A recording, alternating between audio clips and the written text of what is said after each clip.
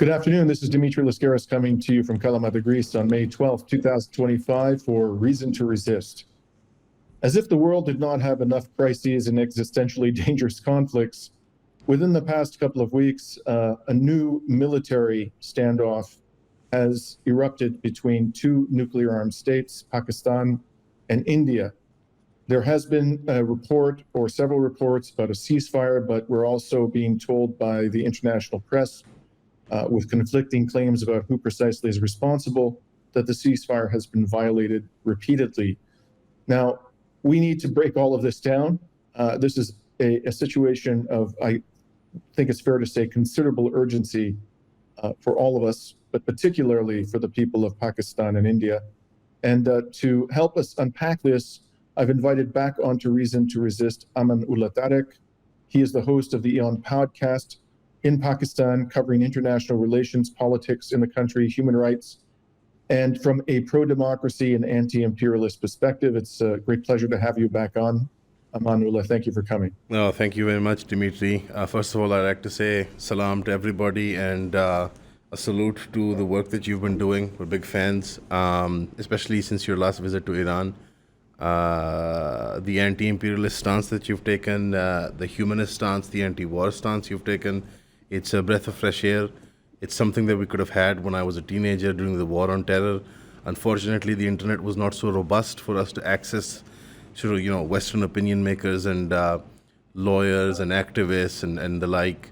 So the image that we had of the Western world was pretty bleak. The anti-war movement, however cartoonish it might have been during the Iraq and Afghan war, as it was led by current warmonger Sean Penn, but we would get bits and pieces of it back in the day. But overall, the picture was that America wants freedom fries, America's dumping French wine, and they're gonna come for us. And I remember one distinct column that I read as a teenager. It said it was in Urdu.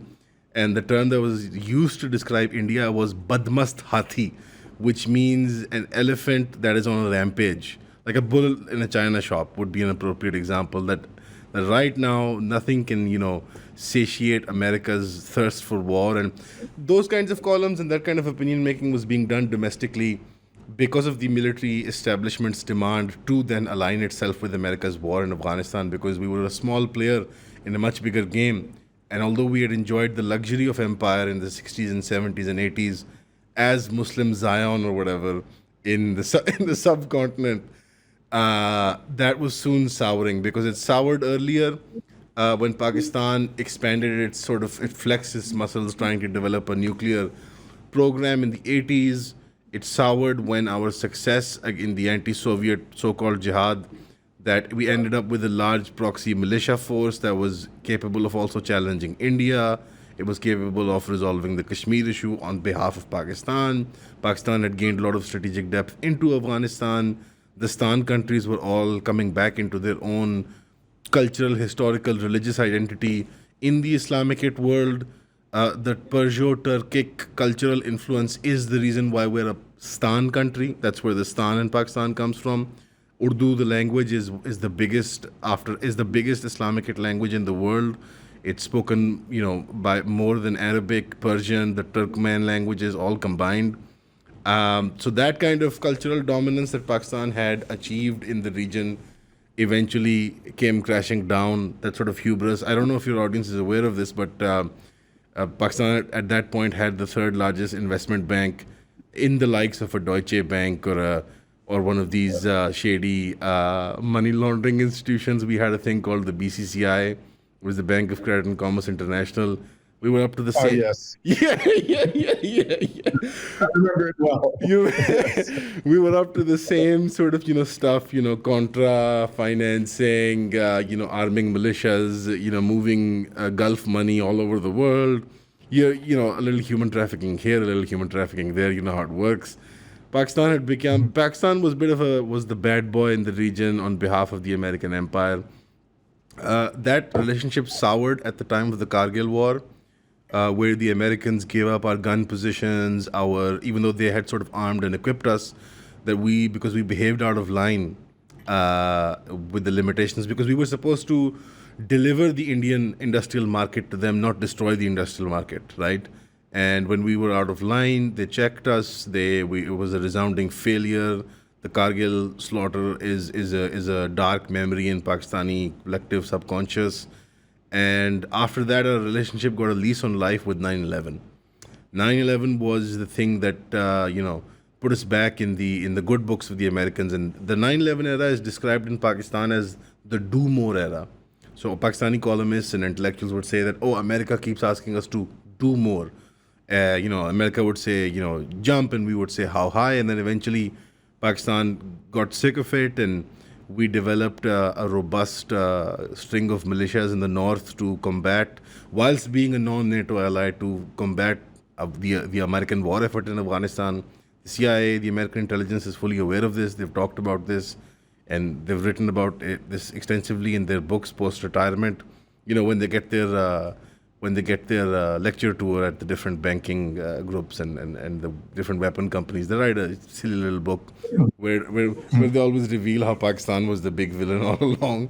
So Pakistan has somehow been in the public eye without having really, cemented itself in Western subconscious, which is I'm very shocked by always, by the way, that Pakistan is always like an afterthought in the conversation about the greater Middle East, even though we're not in the Middle East, but Middle Earth in general, beyond Middle Earth where the orcs are.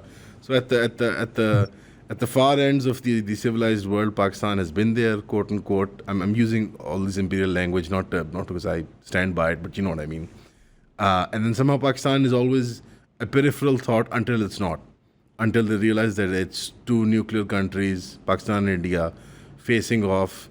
And I think that the first thing that allows the Western markets to notice is that people stop getting any call center scam calls.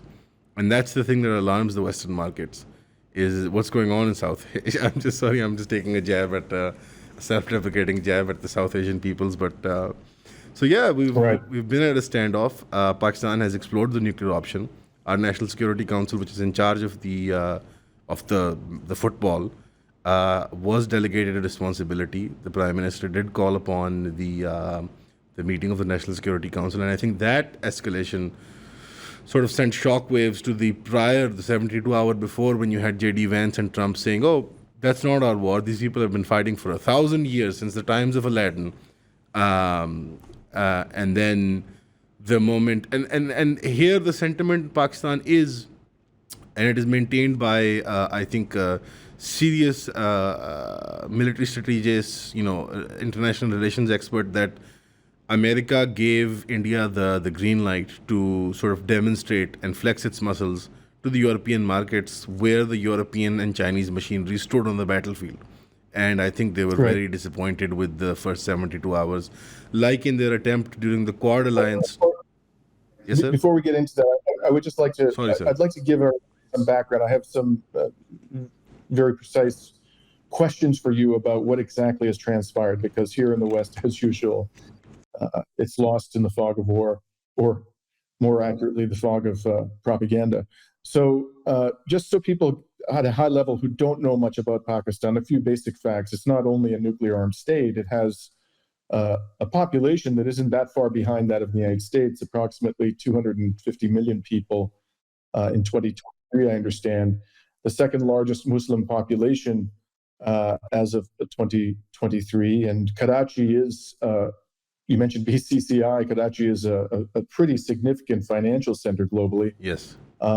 By the way, here in Canada, we have our own experience of bankers. We just elected a former central banker whom I affectionately refer to as Prime Minister Goldman Sachs. Right. So we know a thing or two about financial shenanigans in any case. I'd like to start, my friend, by, if you could just, for people who don't know much about Kashmir, could you tell us a little bit, just at a high level, about Kashmir and the occupation, the dispute between India and Pakistan about this extraordinarily important part of the region? Yes, of course. The Kashmiri people are an ethnic group as well as a racial group. There are two distinctions. So the larger Kashmir Valley includes the Gilgit-Baltistan, which is a more Eastern-oriented culture. They have more Eastern DNA and Eastern racial groups over there. It includes the Pahadistan area of Pakistan, which is the mountainous territories of uh, of the Pakistani side of Kashmir. It includes Ladakh, which again is in eastern oriented, has Buddhist traditions and links with China. But the Greater Kashmir Valley is the larger ethnic denomination. Then there is a specific racial group called the Koshur people. The Koshur people are the sort of the core of the Kashmiri, they are the nucleus of the Kashmiri, larger Kashmiri culture. They are a Central Asian, South Asian adjacent people. I wouldn't describe them as fully South Asian or fully Central Asian. They have a distinct cultural identity, which is cemented further by their distinct religious identity compared to the rest of South Asia. Even in their Islam, they are not a similar strain of religiosity as the rest of South Asia. So their distinct cultural identity comes both from their geography as well as their religious tradition, which is unique to that region. So they have a particular strain of Sufism. They have saints, similar to your Greek Orthodox Church, who are central to the Koshur identity. They have their own poetry, they have their own language. Their cuisine is famous all over South Asia, contrary to Western opinions, even though all our food looks the same. It looks like slop to you guys. It's not. It's pretty good. I would recommend that you all try it. However, I do feel trepidatious at referring cuisine to a Greek man, considering, you're the best, you guys make the best Turkish food in the world. Uh,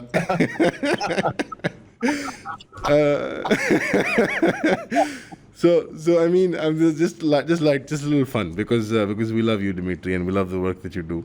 Thank you, spiritual brother. Thank you.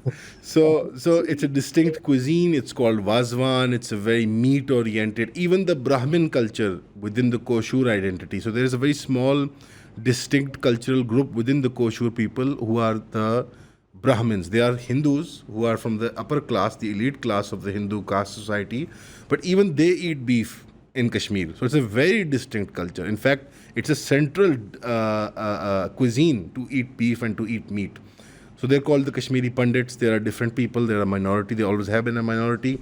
The Koshur people, unfortunately, have been in serfdom for 1,000 years, roughly around 1,000 years. They have been constantly occupied, oppressed. They have been exploited. And up until the times of partition, they were also being exploited as serfs. The Hindu Pandit class, who are ethnically Koshur, but they are unique in that they distinguish their genetic or their lineage from the Brahminical caste system of Hindustan, and the rest of the Koshurs don't. However, a lot of the Koshur groups who are Muslim are also by descent from Pandit families, from Brahminical families, the eastern side.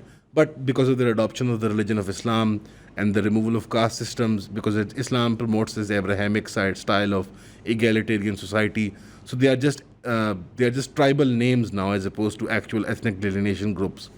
So the Koshur people, the bulk of them who are Muslim, have been serfs. They have been fighting constant conflict because this whole area is the passing ground, or the way you pass through into the Silk Route. So if you want to access the Persian Gulf, the Makran coast, whether that be in Iran, in Pakistan, that is Sindh, in Balochistan, or deep into the Indian Ocean, you have to go through this region. So historically, for about 4,000 or 5,000 years of decent history, one of your great ancestors, Al-Iskandar as we call him, or Alexander, he also came through this region, obviously, because down from the mountains of Kashmir, when you come into Punjab, whether you are on the Indian side or the Pakistani side, all the way down to the coast, it's flat land, much like Ukraine, indefensible. It's mostly farmland. It's mostly serfs who are not loyal to any master or lord. So when any conqueror comes in, they have to sort of serve this new, which is why they're a cultural mishmash. Like I said, they're not Central Asian, they're not South Asian. It's a very unique, distinct culture. And at the time of partition, even though the British tried their level best to do the partition amicably, as we know in the rest of the world, as they have achieved an amicable partition of Muslim and other global South territories. I'm being sarcastic here. They completely bungled it in the subcontinent. I think the worst in comparison, because we had the biggest human displacements ever in the 1947 partition, as well as one of the biggest massacre and slaughters of human beings, Muslims, Sikhs, Hindus, all kinds of cultural identities during that partition time because of the way it was drawn up. No one principle was followed. Sometimes they would argue, the British would argue that if a place has a certain religious or ethnic group as a majority, then that would go to the relevant country. Sometimes they would argue that if the princely state, the lordship class that ruled over them belonged to a certain ethnic or religious group, then that would go to the. So there was no one metric or criteria. Hari Singh Nalwa, who was the lord or the feudal of the Kashmir Valley, who was a conqueror of the Dogra Empire, who had not only slaughtered the Kashmir people but had oppressed them, and had the abuse of the Kashmir people had peaked at that time. Actually, it was even much worse than during the British occupation. He decided to side with India, and India immediately rescinded his princely status, and he lived in exile outside of Kashmir and Hindustan. He did not even get to see out his days as a princely lord because India had a very quick socialist style land reform. Again, I say stylized because it was not really rewarding the serfs with the land. It ended up being that the Gujarati Brahmanical business elite ended up occupying a lot of the land, and the projects for resettlement and colonialization started. So the problem, like with Palestine, the problem did not start on the 7th of October. Similarly, here the problem did not start with the Pahalgam unfortunate terrorist attacks, but they started with. And again, I say terrorist because they were terrorizing in their nature, not that the freedom struggle is comprised of terrorists. I think at this point the world has been disillusioned with the term terrorist. I think secessionist, freedom strugglers, whatever you want to call them. The war on terror did a number on the term terrorist itself. Yeah. So the Pahalgam is not the starting of this conflict. It is neither the end of this conflict. Pakistan and India have wrestled over the Kashmir, the landmass. Half of it is controlled by Pakistan, which Pakistan gained through warfare in the early days of Pakistan, and we occupied it, and now they are more or less integrated into Pakistani society, although they enjoy distinct political benefits. Like the Kashmiri side of Pakistan has their own parliament, their own ministers, they have their own separate electoral processes, they have a fair amount of independence in their language and customs, but at the same time have integrated well into Pakistani society. On the Indian side of Kashmir, however, India, even though it maintained a soft positivity towards Palestine and this idea of an overall multi-ethnic secular state as India, they started the settler colonial project from the very start, and they have been cooperating with the Israelis at least from the 1960s and 70s in how to resettle this territory. They've done the same tactics in Kashmir. Kashmir is the most militarized zone on planet Earth, even more than Gaza or a West Bank. It is fully occupied by the Indian Army, which up to 700,000 personnel are posted in the tiny valley of Kashmir. We wrap our heads around that, but 700,000 military and military police personnel at one point in time can be posted in the Kashmir Valley. Since 1947, during Indian occupation, Kashmiri people have lost 100,000 lives in 70 odd years, and mass rapes, pogroms, settlement programs. Even in Pahalgam, for example, where the terrorist attack happened, which India is trying to tout as a tourist hub, even though it's a very tiny valley, there's 40,000 settlers from Bihar and Gujarat and other parts of ethnically distinct Indian society, and they make sure to mess with the cultural social fabric of the Kashmiri society. For example, they've introduced alcohol, they've introduced drugs. They're using everything from the Opium Wars playbook, from the Native American genocide. They're using all the types of different tactics: alcohol, hard drugs, nightclubs, because that's a very culturally conservative society, Kashmiri society that is.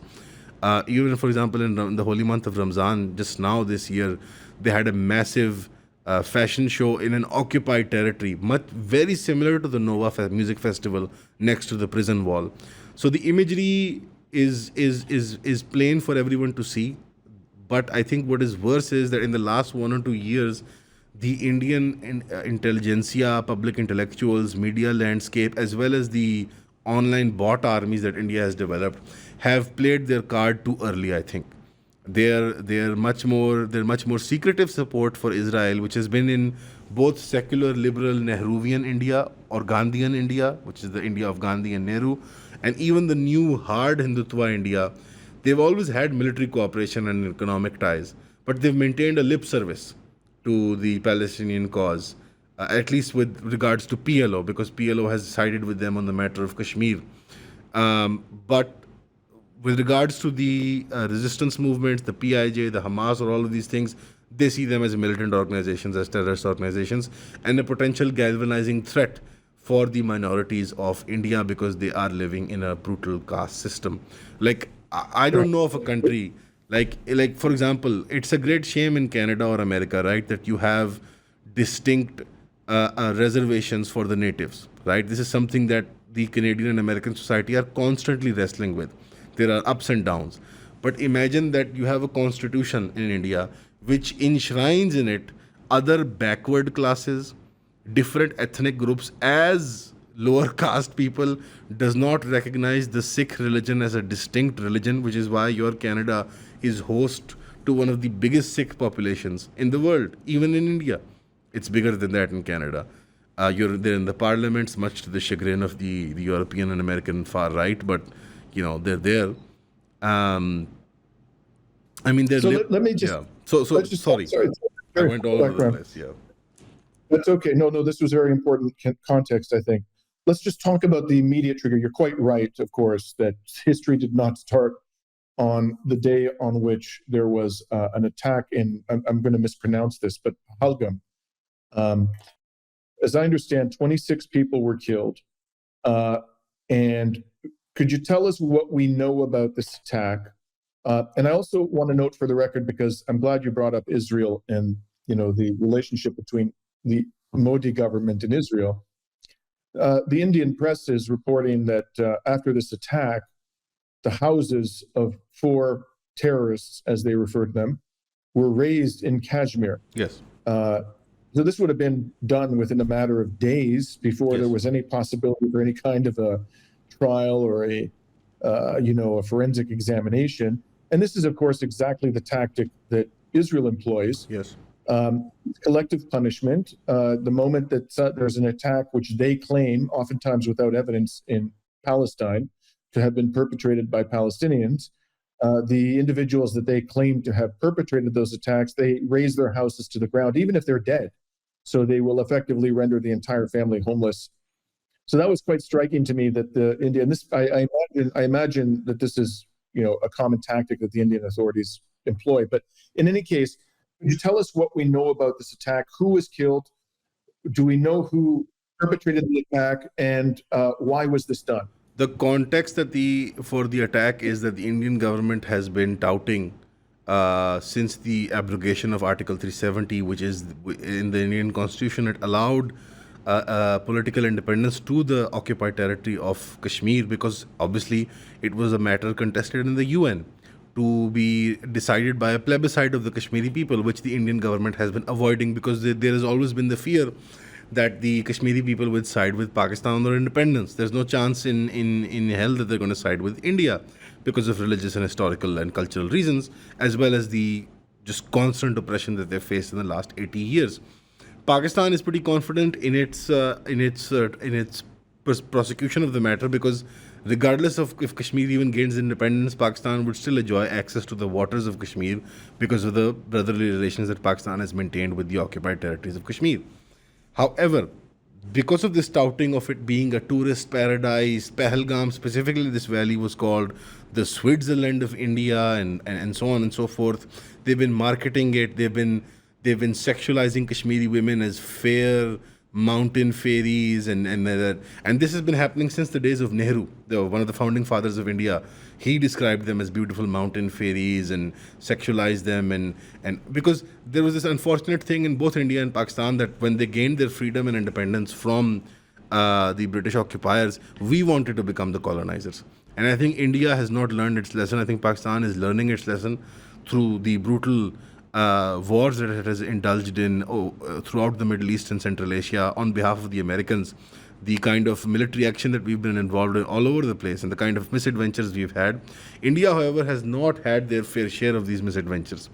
And the colonizing type mindset of sexualizing the women, objectifying them, of viewing the Kashmiri people as others, of dehumanizing the Kashmiri man, their body is not is not sanctified like the human body. They are different. They are called stone pelters, for example, the terminology, because one of their major forms of protest, I think it's the iconography is undeniable, is stone pelting at tanks and military personnel, which is the exact same as the Palestinian people who are beleaguered, don't have the equipment to fight back, don't have the international backing or lobby to help them out of this mess. So they're called stone pelters. The women are, these beautiful fairies who live in the mountains, who need to be rescued from these Muslim savages. The war on terror narrative has been totally internalized by the Indian state. So in that context, when they're telling you that this valley has now been purified, we have killed enough of these people and slaughtered Pakistan, and because Pakistan had a shift in policy in the early 2000s, where we had the Pakistan First doctrine, which we have now abandoned, by the way, clearly. In the last couple of years, we've come to realize that if you have India so brazenly operating in Kashmir, then you have India also then fomenting resentment and secessionist movements in Balochistan and in Khyber Pakhtunkhwa in Pakistan. Anyways, but that's not what the context of it is. The context is they've marketed this thing. Thousands of Indian tourists have been coming in. They've given them liquor licenses because they've abrogated the 370 article. They've been giving licenses to multinational companies to develop hotels and restaurants and resorts, as opposed to the tourism industry, which the Kashmiri people used to depend on. They've shut off all cross-border trade between Kashmir, Pakistani Kashmir and Indian occupied Kashmir, which is what the carpet cashmere industry depended on. That they would travel through Pakistan into the rest of the world and then be able to sell their wares. It's a big industry for the Kashmiri people, the hand-woven carpets made by the Kashmiri women. So they've been slowly squeezing the Koshur ethnic people of Kashmir. In that context, there comes up a movement called the TRF, the Revolutionary Front, which is one of many outfits, which is just like 5 guys or 10 guys or 100 guys. It's just organic ethnic Kashmiri resistance within Kashmir. Pakistan, because of the threat of FATF, because of the threat of international pressure, because of the threat of India's emerging markets, since the Obama era, we have not indulged in any sort of cross-border action. We have not been financing any of these movements. Back in the day, we used to, and we used to own up to this publicly as well. Pakistan was very open in touting the fact that it was the main sponsor of the so-called Kashmir Jihad or the Kashmir fighting struggle. However, since the war on terror, Pakistan has been under intense scrutiny from economic watchdogs, financial watchdogs, you name it, human rights organizations. So Pakistan was on the grey list for a long time on the FATF. To escape that, Pakistan had to shut down all these kinds of terror financing and militancy financing networks. So in this context of victoriousness, all it takes is 4 or 5 young people to come out with weapons and to shoot at civilian targets and as well as military targets. What happened was this valley is slightly high up and it's separated from the nearest police station by, I think, about 50-60 kilometers. So there's about a 30-minute drive to and from. So 30 minutes and from 30 minutes to this valley. There was about 2,000 or 3,000 tourists, and they are there at that time, at any one time. And this is about 200 kilometers from the Pakistani border, so it is logistically impossible for us to send in fighters from our side of Kashmir. And they go in there in the morning of the event, and within 10 minutes of the event happening, the FIR, which is the police document that is registered, says that the terrorists came from Pakistan. Their handlers were in Pakistan, their financing came from Pakistan, and they shot into the crowd indiscriminately. That was the initial report. The speed of the report was shocking, and the Pakistani state has been touting this on international media as well, that how did they within 10 minutes of the attack know exactly what the nature of the attack was. That was something that was very, again, I don't want to go into the realm of conspiracy. That's not our job here. Our job is to look at the facts.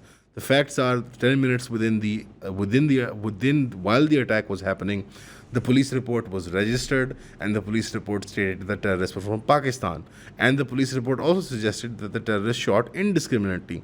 Both of these facts have been contested even by the Indian state narrative, because up till now they have not caught anyone. They have not shot anyone. They have not killed any of the so-called attackers.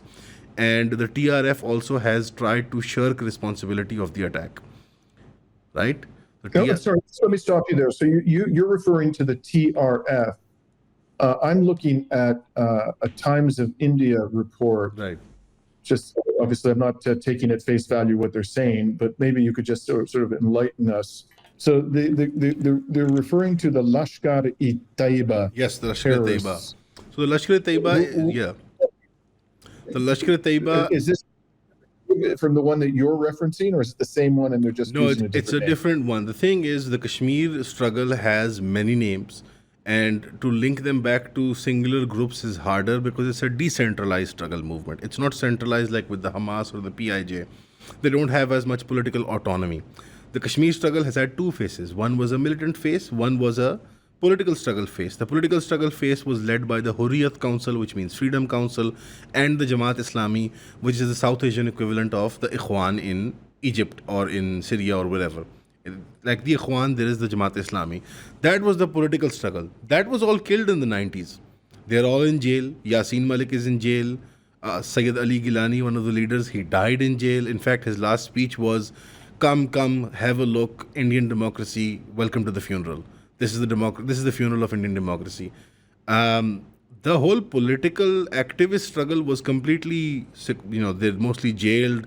Some of them escaped to Pakistan, some of them escaped to the UK, to Canada, to America, and wherever. The militant factions have always been decentralized.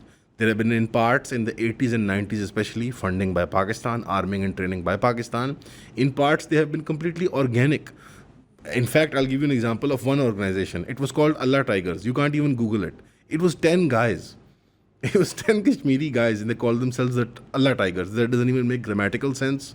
It's just some guys, they get together, they can smuggle weapons through Nepal, through the Pakistani side, through Indian mainland, and all it takes is some assault rifles and some hand grenades. It's not a very complicated situation, because when you have 700,000 soldiers posted in one territory, what you end up doing is hiring very low, incompetent soldiers.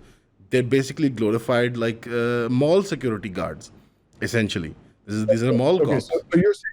So you're saying that the group that actually appears to have carried out this attack is the TRF. Yes. Is a small, somewhat autonomous group that is loosely affiliated with the Lashkar-e-Taiba. I wouldn't say loosely affiliated, because the Lashkar-e-Taiba is the big old group in the 90s and 80s especially, that was sponsored by Pakistan.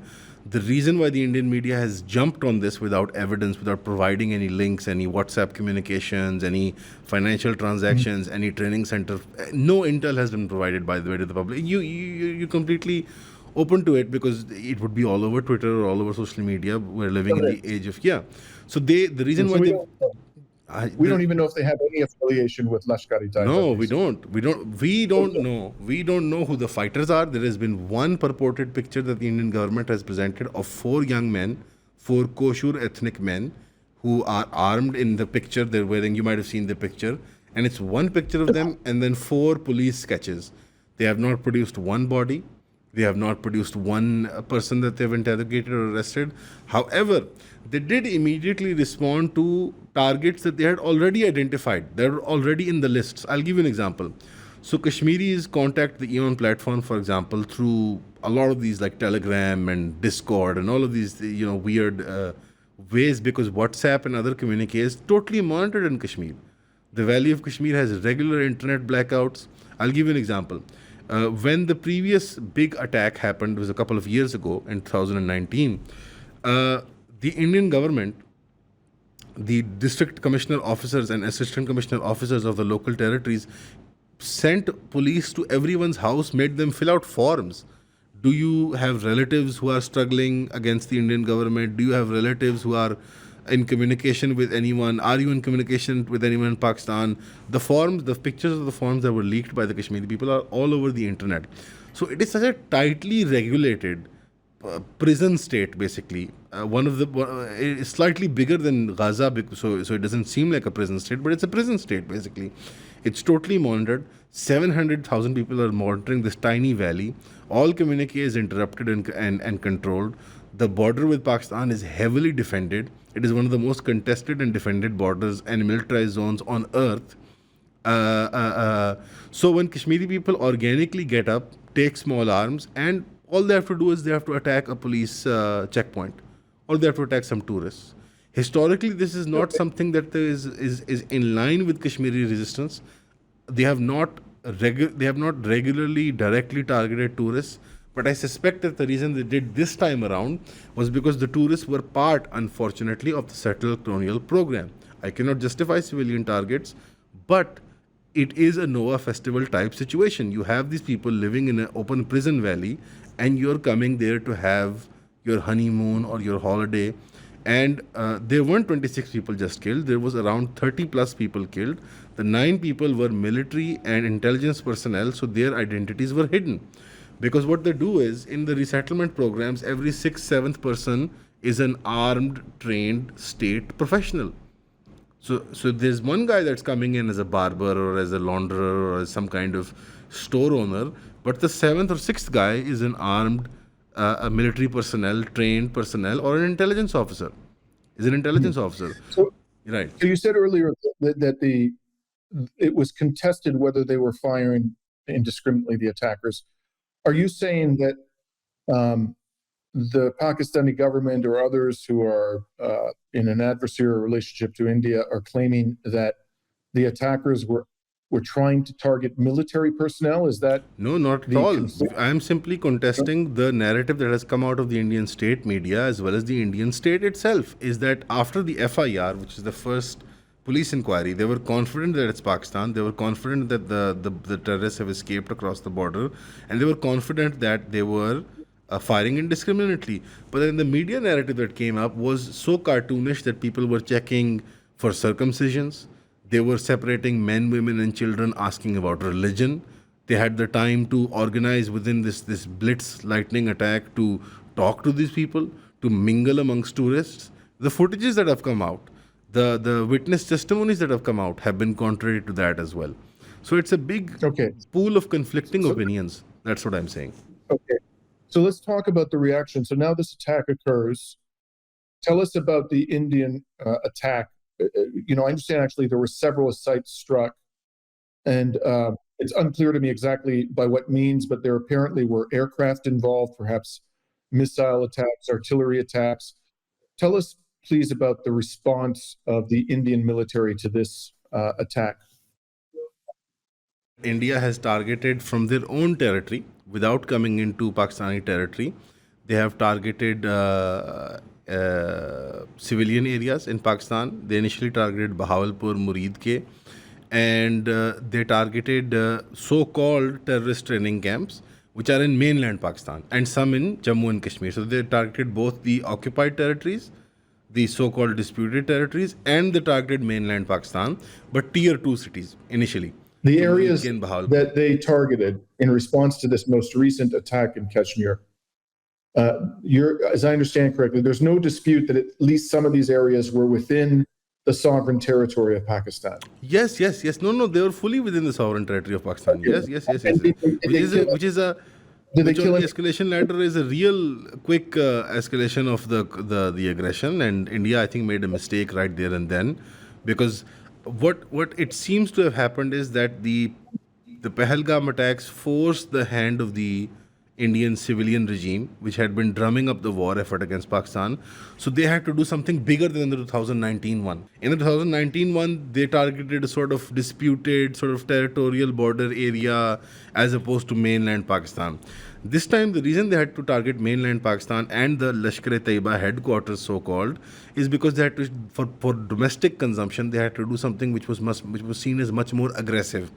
And the delusion they have sold to their public is that Pakistan is some kind of, I don't want to insult the Palestinian brothers and sisters, but is like Palestine or some kind of Sudan or Pakistan has a sophisticated military and air force infrastructure developed both by the Americans and the Chinese. It's not nothing. We have a big domestic Air Force production that we sell to the world. to great countries, brotherly countries like Azerbaijan, and so we have a robust military infrastructure, and I think the I love that you're giggling over there. The Indian domestic consumption market, I think, forced the Indian government's hand. They attacked mainland Pakistan. We lost we had civilian casualties. I, in fact, had one relative son from a marital relation that's in some of my family. He died, unfortunately. He was the son of a military colonel. They were posted in the Kashmir Valley, and some shrapnel and debris hit their house, and the boy died. Unfortunately, he was 7 years old.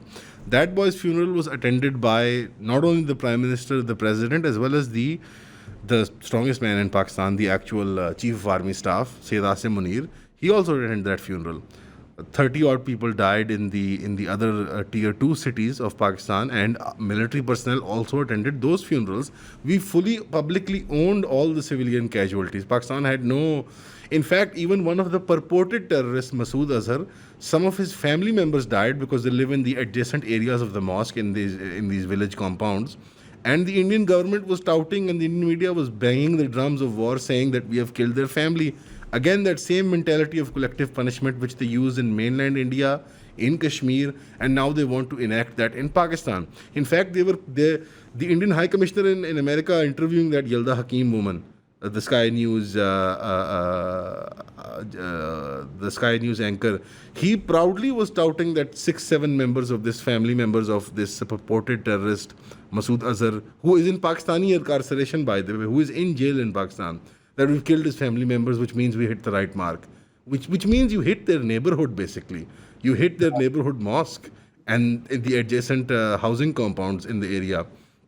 Right. Pakistan. Yes, sorry. Let me just talk about the response a little more. So, multiple reports in the Western press say that in this round of violence, in the course of India's retribution, I'll call it that, even though it doesn't really do justice to the history of this conflict. The Pakistani Air Force shot down fighters from the Indian Air Force. Yes. And these were Rafale fighter jets, Yes. manufactured by the French arms manufacturer. And the Pakistani Air Force, in responding and shooting down these aircraft, used their Chinese manufactured Chengdu J-10C fighter jets, also known as the Victus Dragon. And Business Insider, which is a fairly mainstream U.S. media organization, published an article a few days ago in which it was titled "Why China's J-10C Vigorous Dragon Fighter Jet is Having a Moment." So apparently, this is considered to be a coup for the Chinese. There's two elements. Yeah, what There's actually two happened? elements. We have the J-10s and the JF-17 Thunders, and soon, inshallah, we will have the J-35s. The Chinese, we are basically replacing our dependency on the American satellite system and the Air Force technology that Pakistan depended on in the 60s and 70s, because Pakistan is a very thin state.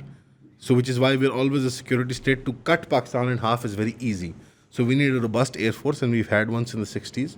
We depended on the Americans for that. And now, since the 1980s and 90s, in the 90s in earnest, I think, we started shifting towards the Chinese market, because their own domestic production had reached sort of a critical mass in terms of not only the quantity but quality of production. The J-10s were used. The PL-15 missile was used. The PL-15, I suspect, is what took out the three Rafales.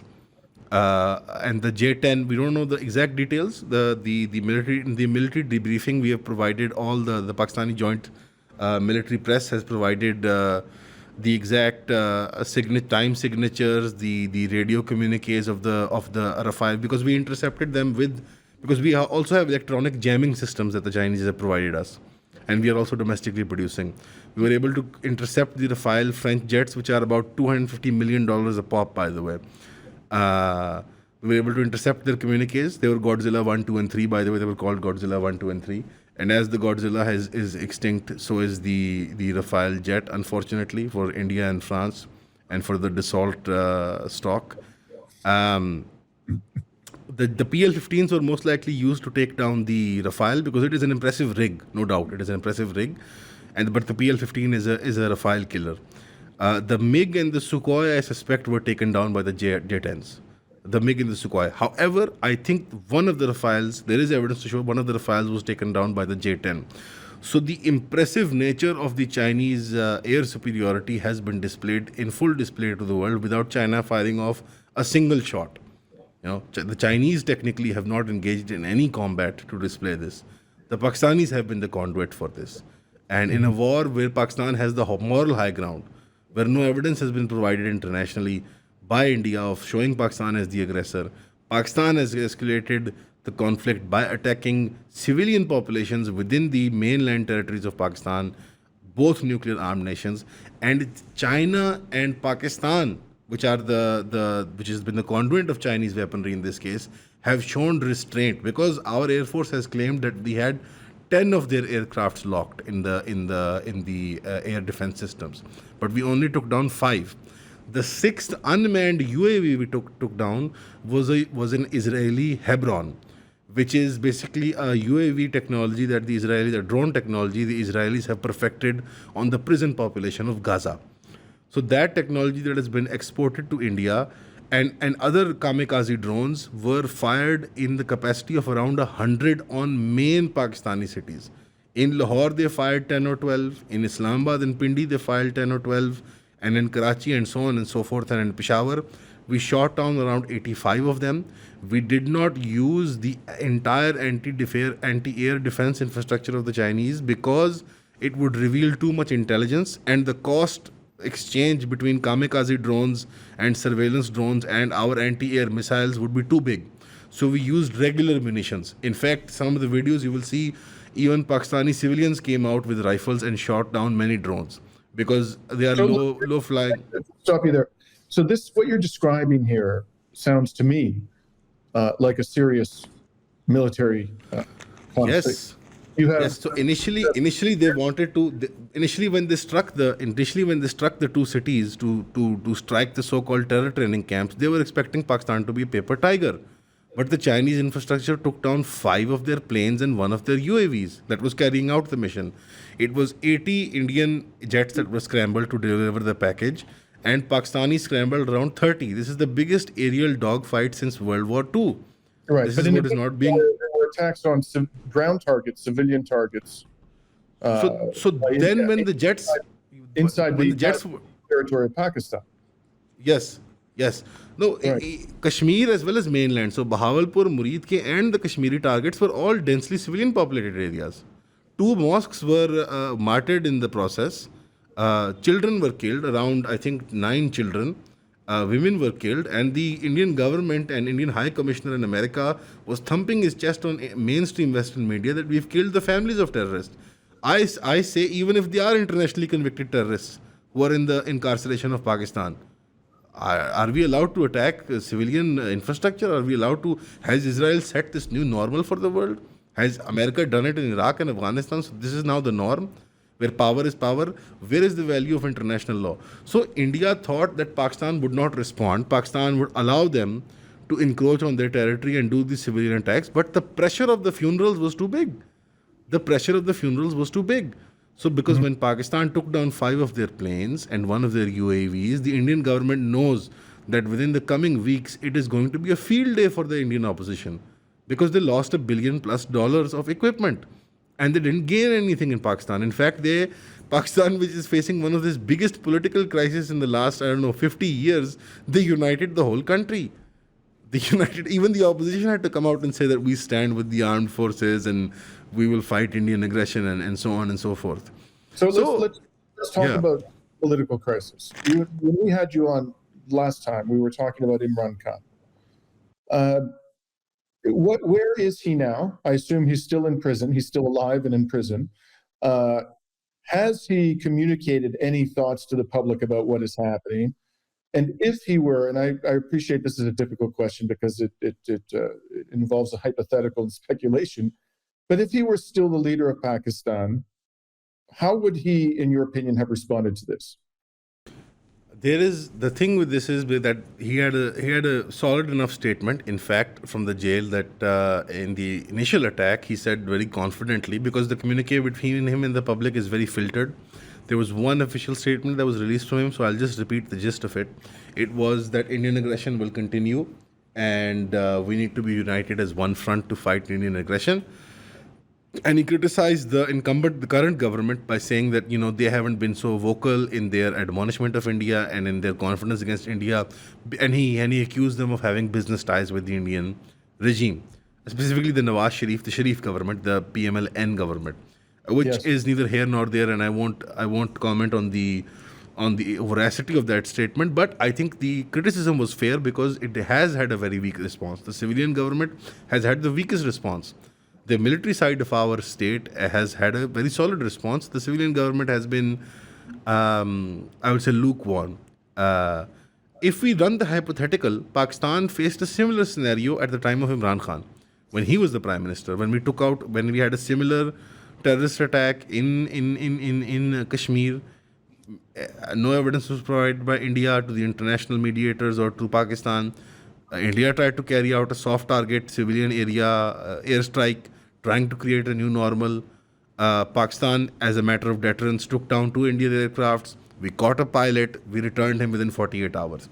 The problem is the response was good, but the deterrence was not set because we returned the pilot without enough political posturing and leveraging. Pakistan tends to lose on table talks because of the lack of political consensus because of the military intervention.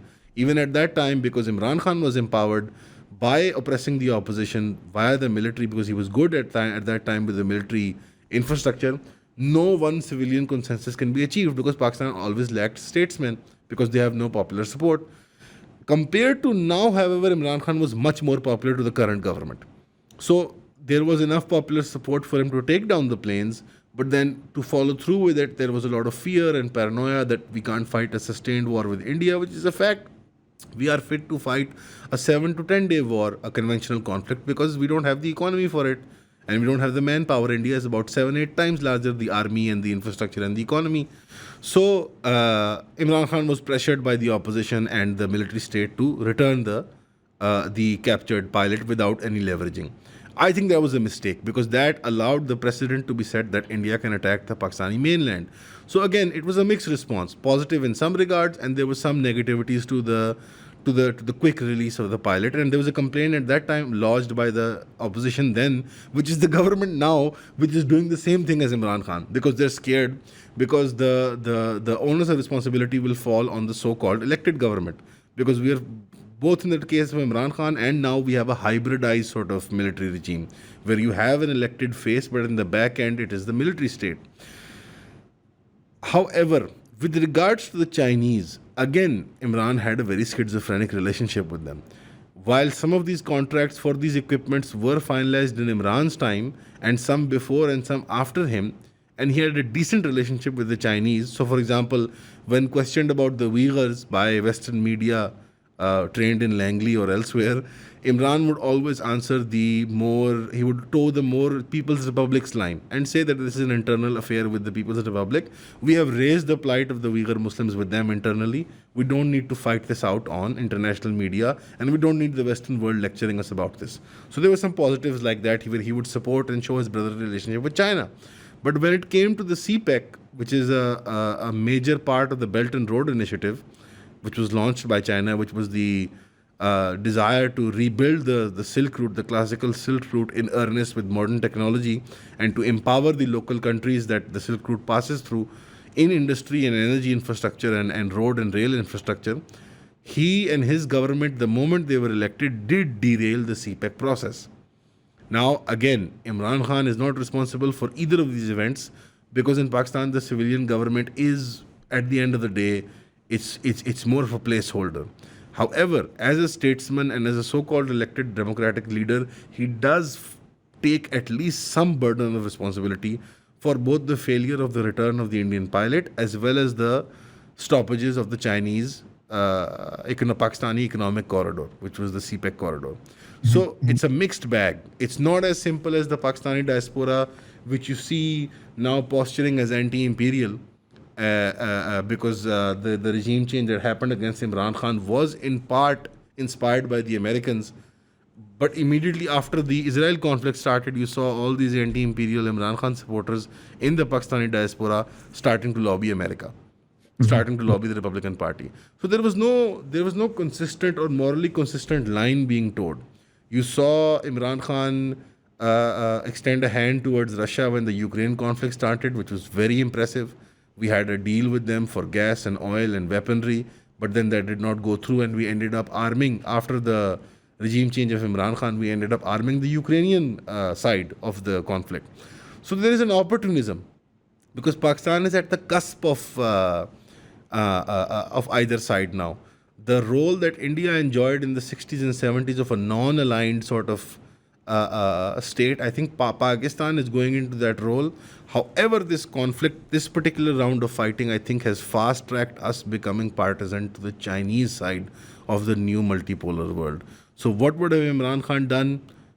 What the military state would have wanted him to do? That's the actual honest and earnest answer. So finally, the Trump administration actually Trump himself is claiming that the U.S. has brokered a ceasefire between the two sides, and the ceasefire is holding. Is that in fact correct, according to your understanding? Well, break it down. Did the Trump administration mediate a ceasefire, and is the ceasefire holding? So there is an LOC, which is a line of actual control on the border of the both sides of Kashmir, Pakistani side and Indian occupied side. That is always a hotly contested issue, and even in diplomatic state in terms, it is not mentioned when there is shelling and firing across. However, in times of conflict, it is particularly there's a hyper focus on it, but we have regular violations of ceasefires on that line of control whenever there is some sort of troop movements going on. Right now, there is sporadic shelling and fighting on the LOC. Sporadic, some unreported, some reported, some rumored. However, the ceasefire for the first 24 hours was pretty weak. Today, the 12th, is the last day of the so-called ceasefire. Today, both of our military operators are supposed to have a secret meeting we're supposed to have the meeting on the hotline. As we speak, I think it's about 8 in Pakistan, 8 p.m. 8 p.m. is when Prime Minister Modi finally acknowledges anything. Since the attack, by the way, he has not made a public speech or appearance, even acknowledging the operation against Pakistan, which is my suspicion that the civilian government is trying to distance themselves from the failure of the media, which has been doing mass fake news reporting in the Indian media, as well as the failures of the military bureaucracy. Even during the previous time in 2019, the civilian government of Modi distanced themselves from the failure of the Pulwama attack, as well as the subsequent failure of the Indian pilots being captured.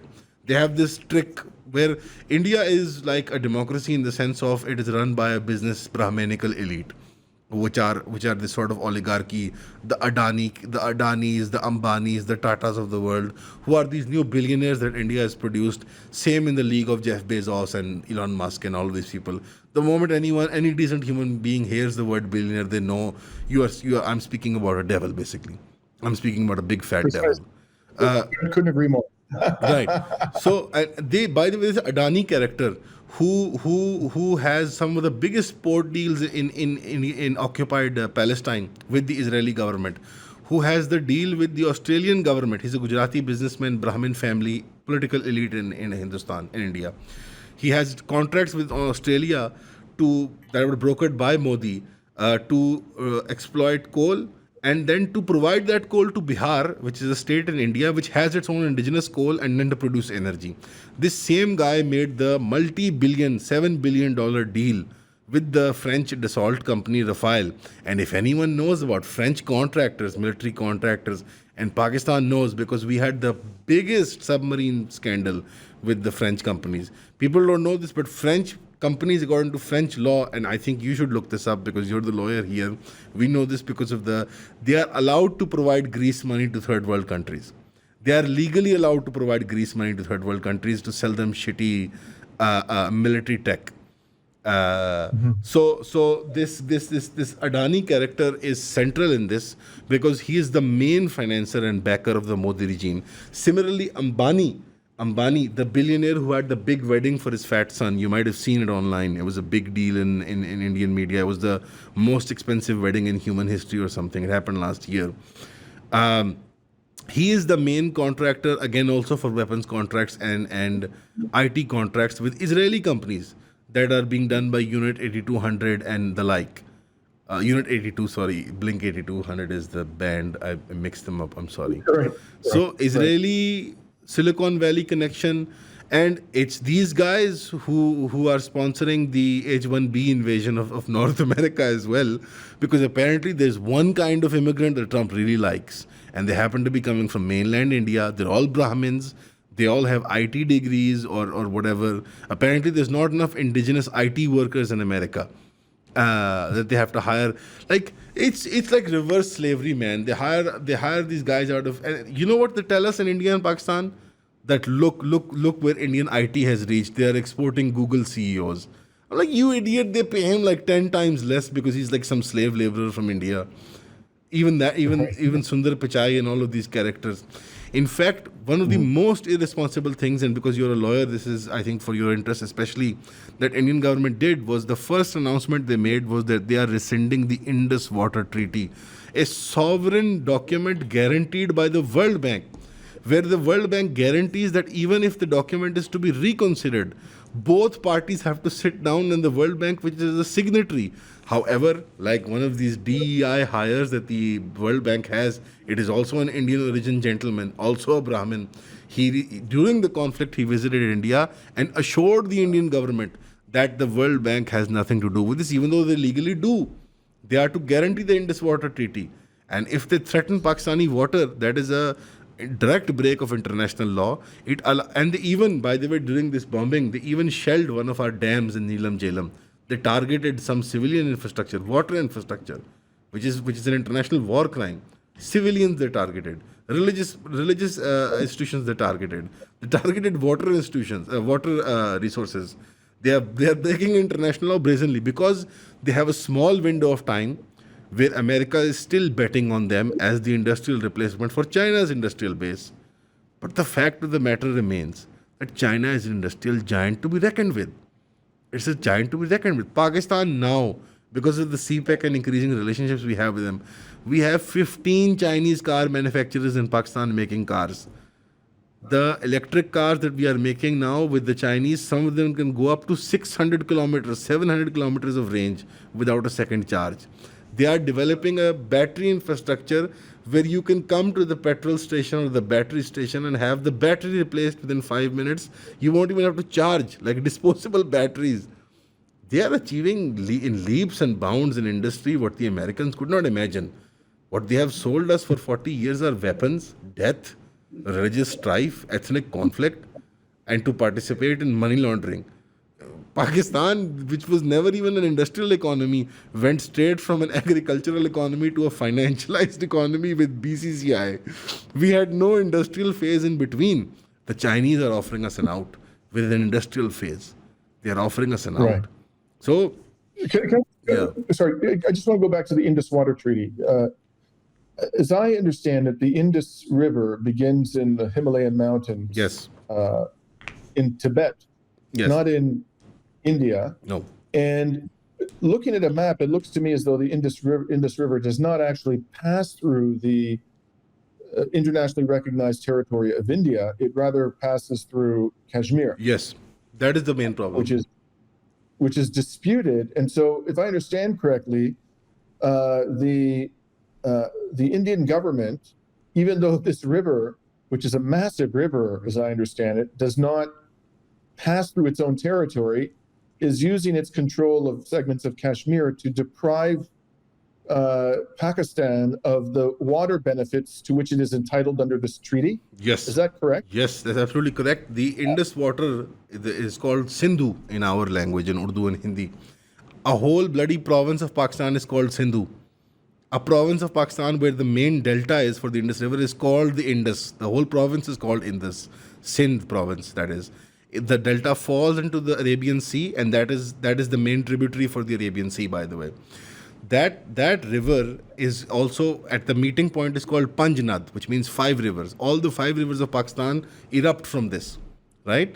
This is the biggest Right. one of Punjab in Pakistan and India is one of the biggest floodplains on earth. This is where the breadbasket of the whole Central and South Asia is. It is like the Ukraine of Eastern Europe and Middle Europe. This is the breadbasket. This place feeds over 1 billion human beings in both India and Pakistan. And it originates from a Chinese disputed territory of Nepal. So the delusional sort of domestic consumption of Hindutva ideology has led them to the point where they think they can challenge Pakistan and China as a collective front at the same time. And in India, they describe it as a 2.5 war, not a two front war, a 2.5 front war. One front being Pakistan, the other front being China, and the half front being domestic minorities. This is what the Hindutva in media landscape has described it as. Liberals, leftists, communists, Jains, Sikhs, Muslims, Christians, in the millions in India, having their homes bulldozed, having their women abducted, having their religious institutions desecrated, having their voting rights taken away for them due to voter ID laws or some other goofy gerrymandering that they can do. There is no one province. So the Indian army, which was comprised majorly of the Sikh community, since the 80s massacre, is now 95% plus Hindu. They have made a Hindu identity for themselves, which was the inevitable goal of the Indian administration, which is why the Muslim communities of Pakistan, because we were so populous, were forced to make a Pakistan. Otherwise, what fools would we have been to separate this large territory? We would have never separated this territory unless our founding father, who was also a lawyer, a barrister, a British trained barrister, understood this. He spent his whole life in the Indian National Congress. Near the end of his life, he went into self-exile because he realized that as the second largest majority, the Muslims would never be allowed to thrive in India. And we never have been. Pakistan has always been used as a scapegoat. Pakistan was a bad actor, I admit, in the 60s and 70s and 80s. But Pakistan learnt its lessons. India does not seem to learn its lesson. India thinks it can become an aggressor. And like you mentioned about the de-escalation, it seemed that the Indian government had misunderstood or at least underestimated the Pakistani response. The response scared them. Our National Council meeting to allow for small-scale nuclear warheads to be fired, because this is a problem. Pakistan does not, on the escalation ladder, have many options. Because we are not an invasive force. We don't have an invasive army. It's a defense army. We don't have the capability to occupy territories. So at least contiguous territories we could do, but not on a large scale. We couldn't carry out a military operation. So our escalation ladder has small scale tit-for-tat combat and then straight nuclear war. Because that is our deterrence mechanism. That is why we developed nukes. We have no interest in conquering the world or India or anything. Our only dispute is Kashmir. So because of that, Pakistan immediately called the national security meeting when India responded by attacking our mainstream. So the jets are down. After the Indian attack. The Indian response then is to attack our mainstream military installations in Pindi, in Karachi, in Quetta, in Lahore, and so on and so forth, and to spread drones and fear around 100 in civilian populations. I saw them. We heard them. It was a scene out of the Israeli playbook, loitering munitions with their droning sounds all over the city. I mean, the culture is a bit different. We're a bit more non-serious than the Palestinian people, who are a brave and honorable people. The Pakistani people are a non-serious people. So we were sort of goofing around outside, because Pakistan is also the most densely armed country in Asia. We were all trying to take pot shots at the drones. But I'd like to conclude our interview with a question that has been really troubling me. And it's this. You mentioned Sean Penn at the outset of our discussion today. I've been losing a lot of sleep over the question of whether, once Zelensky flees Ukraine with all of that ill-gotten money, Sean Penn will ask for his Oscar back. And I wanted your views about that. Do you think that Sean Penn will allow Zelensky to keep the Oscar? Or I think, how the Americans plead the fifth? I think Sean Penn will plead that he is Sam. That's in reference to the completely tone deaf film where Sean Penn played a mentally challenged gentleman called I Am Right. Sam. I think he's gonna pull an I Am Sam on live television. One of my favorite American movies is this film called Tropic Thunder. Very, very, very tone deaf, but very funny movie.